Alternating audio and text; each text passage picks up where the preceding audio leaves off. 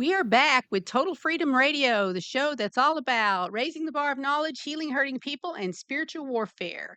And I'm excited to be back with Nattolie Chilton, who wrote the book Unsilenced. And we stopped halfway through our interview last week because we got cut off with time. So I just want to go right back in there and welcome Nattolie back. And I'm just so glad to have you today. Thank you. I am excited. I love being just this raw and honest. It's perfect. I love it too. You were talking about staying silent out of fear and the danger of staying quiet, and that it being even more so damaging than having a powerful voice. And you gave yourself that voice when you chose to write your book. So tell us a little bit about that process and how you decided to go from the darkness of silence to now everybody can read it. Okay. Well, it was a very internal process through basically from 2014 to 2020. So I was inside and I was grinding it out. I would read pieces that I would write to my husband. And he'd be like, oh, he's analytical. So he's like, my writing's kind of poetic. And he's like, I don't get it, And then after a while, it was kind of between me and the Lord and a few friends, thank God. But it was a wrestle with revealing these secrets, fear of man, because of the levels of rejection that I had when people discovered things about me. With two of my ex-husbands, their families actually cut me off. I wasn't allowed to go to dinners. I was completely excommunicated. So the words, the judgments, I was wrestling with the kind of potential crucifixion, character assassination, and Smear just campaigns. reconciling that, surrendering to the Lord's directive to release my testimony. And so I had to just totally rely on Him to strengthen me, to flesh out the fear. And as each trauma was written about, as the healing deepened, I became more strong, more stable, and just secure in the Lord. Let me And ask a you lot of something. prayer. In the church, there's this term, justification. And what it means is that God restores you just as if it had never happened. What does that feel like to you? How I feel today, I really am a new person. I always felt like an orphan. I always had that orphan spirit, like it was like it's recurring. Nobody wants me. Nobody wants me. Nobody likes me. Just haunted. And then fear, just possessed by the spirit of fear, and it is a spirit. And anxiety and depression. So I had all of that just tried to crush me and would crush me. It was like being pushed underwater over and over and over again for decades. And And your method of so, dealing with it was escaping it in addiction, abuse. How did you break that cycle?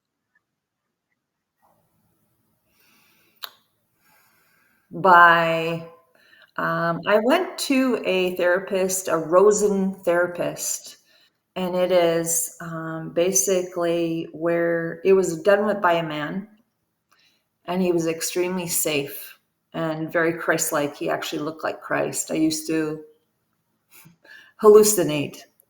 He behaved like Christ, and I would confess as he. It was just a light touch on my back on a massage table over a sheet, and I would just cry and primal scream. I did that for 7 years.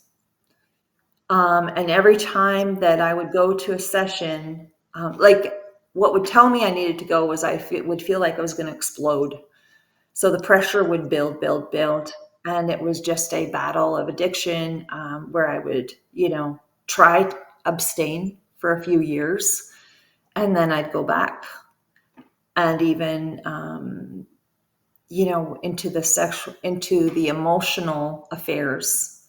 A lot of them were just emotional, but I always needed, um, men, especially because my dad was completely absent. He didn't give me any support or love, overtly.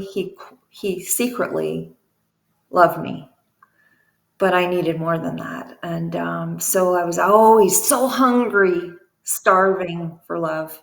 Um, so it was facing um, the truth of what was going on, speaking out the ridiculous. Is like it would be like, um, it's like almost no matter how ridiculous my response might feel or be, if I could say to the person, I'm feeling completely jealous about what you just said, or and confessing it, and then just having them hear me would like pop the using truth would start popping, um, the bubble of this stronghold of suppression and oppression. So one by one, Well, and secret by self-destruction, what seems to be an easy go-to for many, many people. I've talked to numerous. So what would be your message to those who are still caught in that cycle that haven't got out of it? What would be your message to them that they need to hear right now today that you wish you had heard that at that point?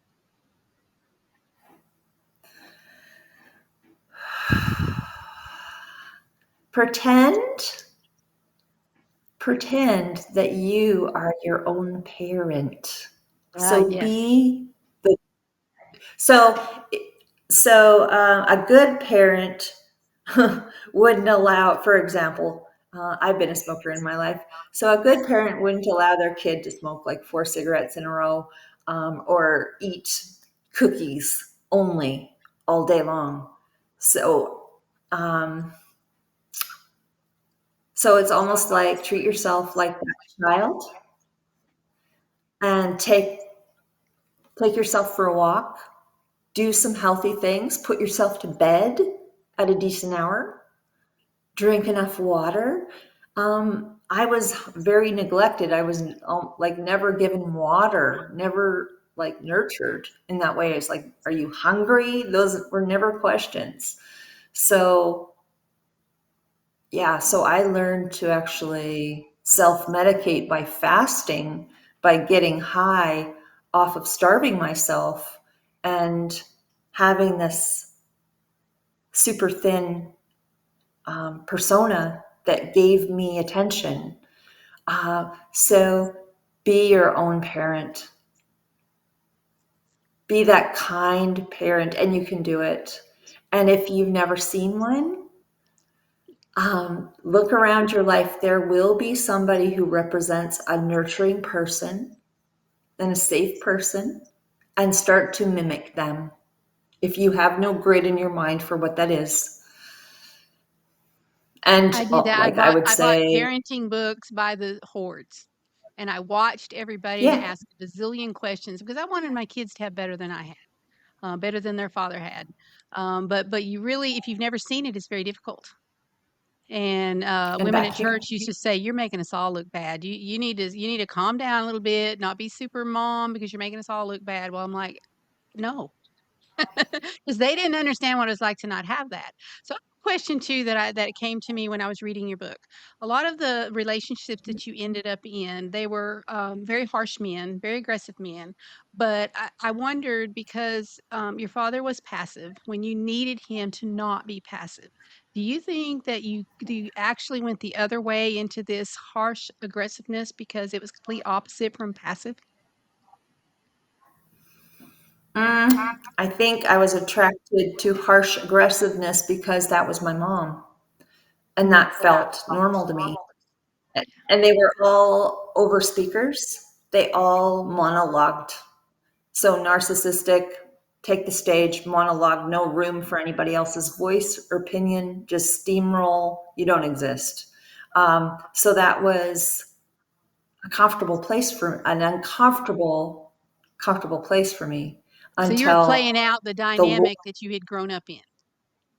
I did that Exactly. opposite. My dad was very aggressive, very, very rough, and I think I married my mother trying not to marry him. Right. Um, but Yeah, we do. We do. yeah, we do. That's our grid. But I think with the average person who's not grown up with neglect, who've not grown up with that identity affirming, and I'm not talking, gender, I'm talking literally personhood, that support in your life is, they don't understand that it builds not only a strength in you, but it's redirected the wrong way. But that strength that it builds in you is what I have found for myself and a lot of other people. That's what you tap into when you finally begin to heal. You finally get to the place where it's heal or die. You get to the place where it's, I'm going to continue to live this way, continue to follow this pattern, continue to walk in this abuse or neglect, or I'm not. So, what's the path to I am not? I believe that it takes the Lord. I think that that makes a big difference. It takes people in your life to come along and support you, but they're few and far between. But what was the I know that you said that courage isn't the absence of fear, but the decision to move forward in spite of the fear. So where did that courage come from in you, where you could reach deep and go, "Okay, I'm done with this. I'm gonna change my life." Well, to be honest, the courage start. I was a terrified child, but funny enough, which came from one source, I was scared of mom, but the courage was modeled by my mother. She wore the pants in the family, and she made me do things. So I'd storm out of a birthday party. I would get jealous. I had a temper, and she would make me walk back by myself, knock on the door, swallow my pride. So, um, so my mother has given me many gifts through the hardship of at being a very sensitive person. Also, courage. It was just the spirit in me, the Lord working in me. Like I love to sing. So the first time I did karaoke, my hand was shaking like this. And I did it. So it was facing fear time after time. There was just, he was compelling me to face down those fears, face down those fears. In so I found myself in very terrifying situations. This is just coming to me right now. So I faced fear over and over again. And then I remember the courage. Um, yeah. I remember my ex-husband, former military, big guy, just blasting me. And the courage, it was almost like I was so crushed down inside.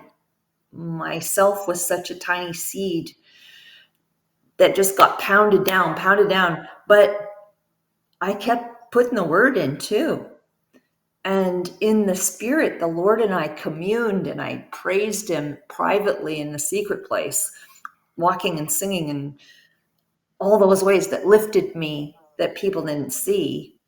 Um, and I just remember the voice of God. Like it was like, you're not God. Like, who are you to tell me who I can or cannot be? He's telling me you will never do anything. You will never be anything. And it's like, Mhm. my divine identity, his power was like started, just burst up, and it was like the sword of the sword of truth just slant, like in the spirit in that moment, like the sword of truth came down between him and I, and it was like, no, I don't buy this anymore. I am cutting this cord.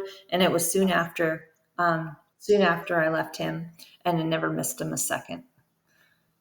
I love that. Yeah. I followed the classic grief, um, symptoms, Mm. where you're going through grief, where you have the anger and you have the, I can't even remember what they are now, but had a pretty rough anger phase, and, but I always named my layers of healing, and I've learned that healing's not linear, it's in layers, and as this layer heals and you go deeper, you gotta flip back to them occasionally, which you mentioned in your book as well, because now that you're strong enough, you can see things that you couldn't see when you're in that layer.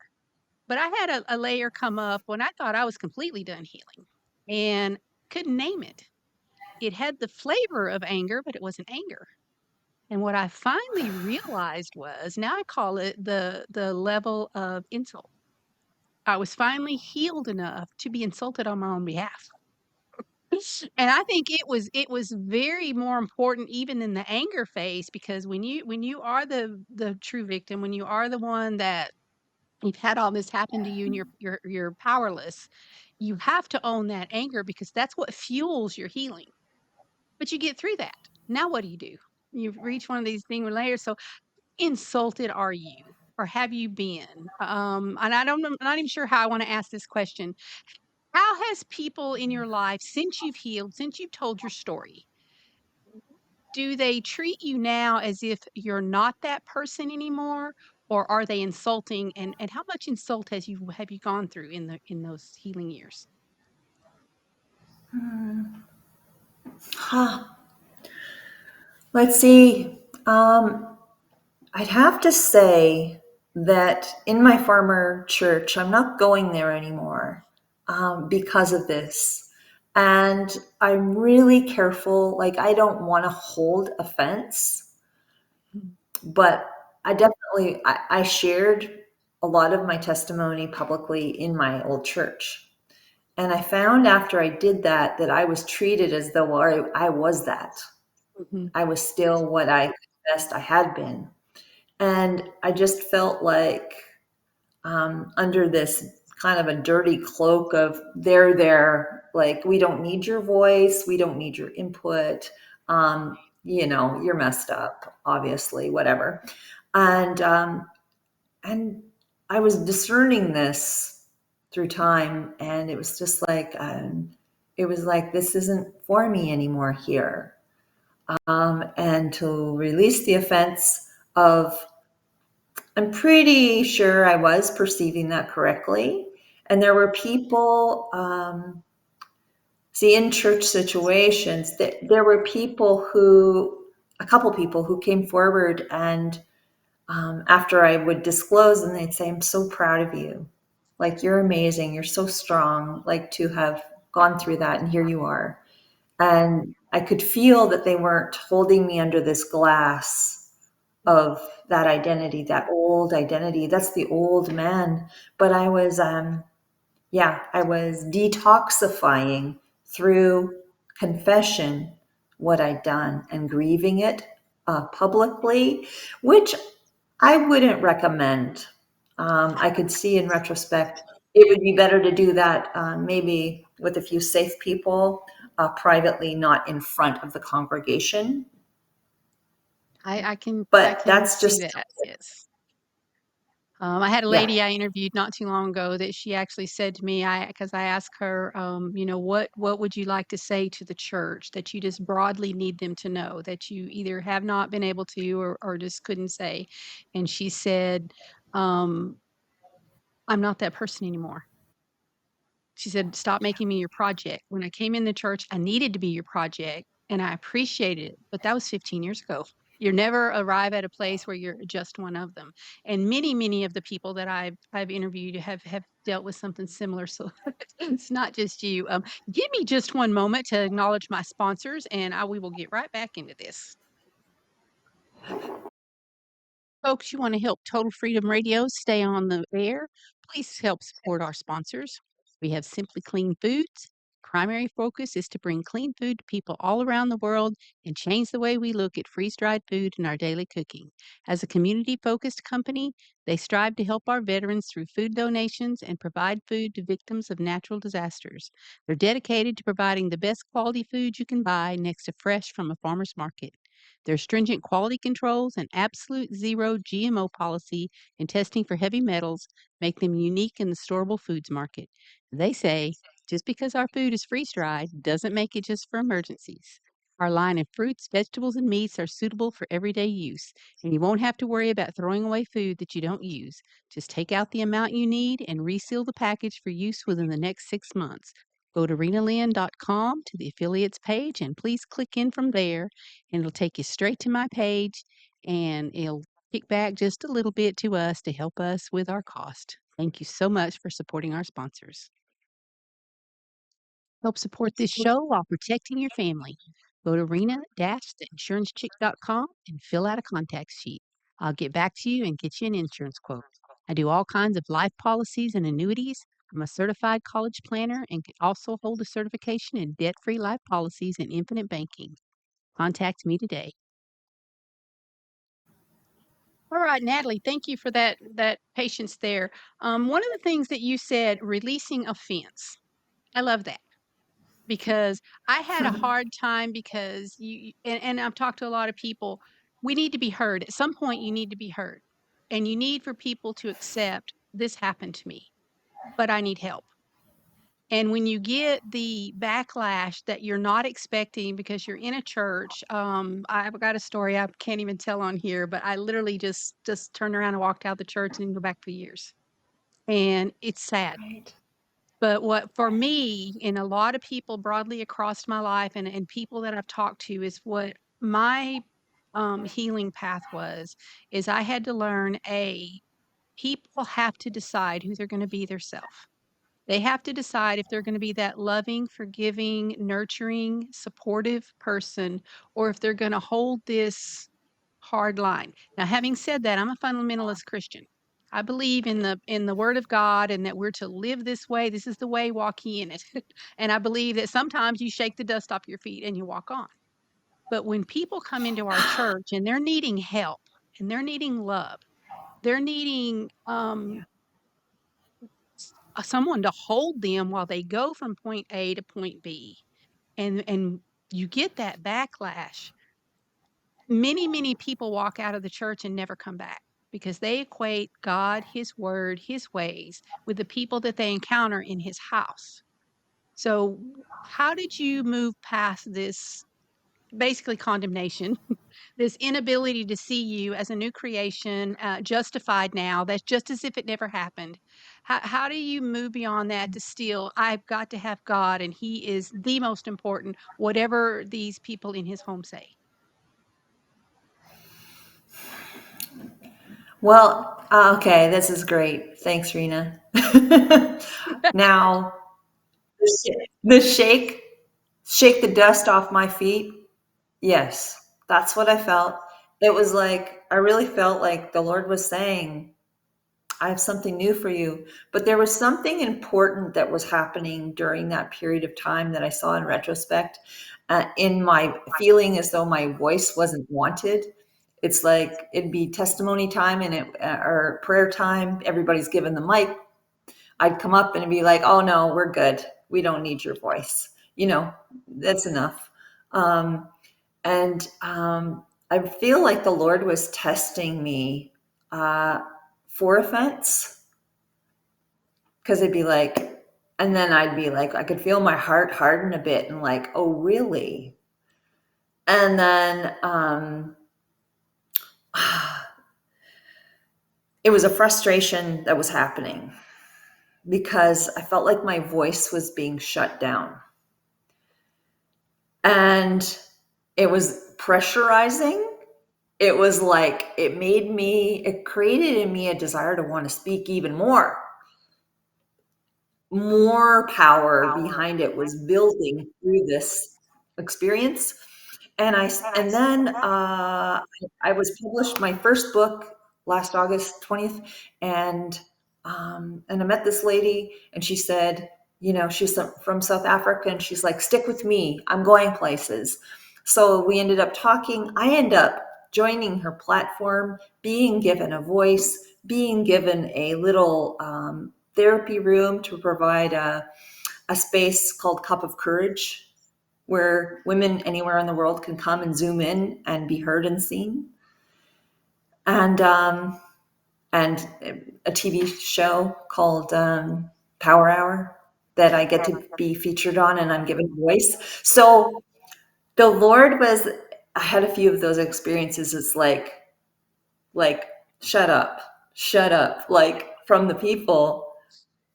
But each time, I felt myself say, "Don't be offended." Like I would feel that old man rise up, like, "Argh." And it's like, stop, let it go, because where he's taking me, I cannot carry offense. I know that I love that. We've got 2 because minutes left, it's and I've actually got 2 questions left, so I'm gonna tell them both. You can mingle them or choose one to answer. One is, what does total freedom mean to you? That is the name of this show, but also as far as the people in the church or have not lived this life, they encounter someone who's deep into the lifestyle that you were in, not changed yet. How do we approach them to help?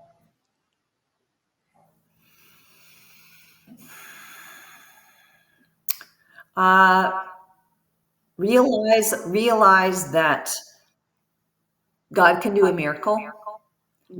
Never give up on anyone, because where I've come from, by all evidence, I look like a lost cause, and God did a miracle. So, and the other part is total freedom. What does total freedom look like to me? Is total truth. So just recently, I actually have divulged 3 of the last big secrets. Even last week, the Lord brought to my remembrance a trauma that happened in 2012, my final assault. Um, and I even today, I walked on my prayer road, and I told the Lord, I give him to you. I give this emotion, 1 minute. this to you, Lord. I give him to you, Lord. I release him.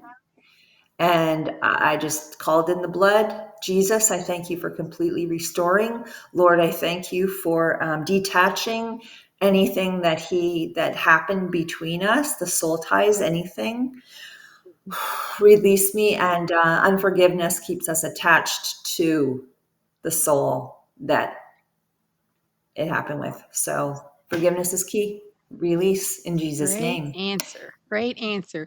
I am so glad that you came and visited this one. Maybe we'll do this again down the road. And I wish you all the best, you guys. If you want a rough read that'll just thrill you at the end when it all wraps up, get Unsilenced by Nattolie Chilton, and I think you'll really enjoy and um, reach out to someone near you that may not be there yet and help them to find total freedom as well. And I'll see you next week.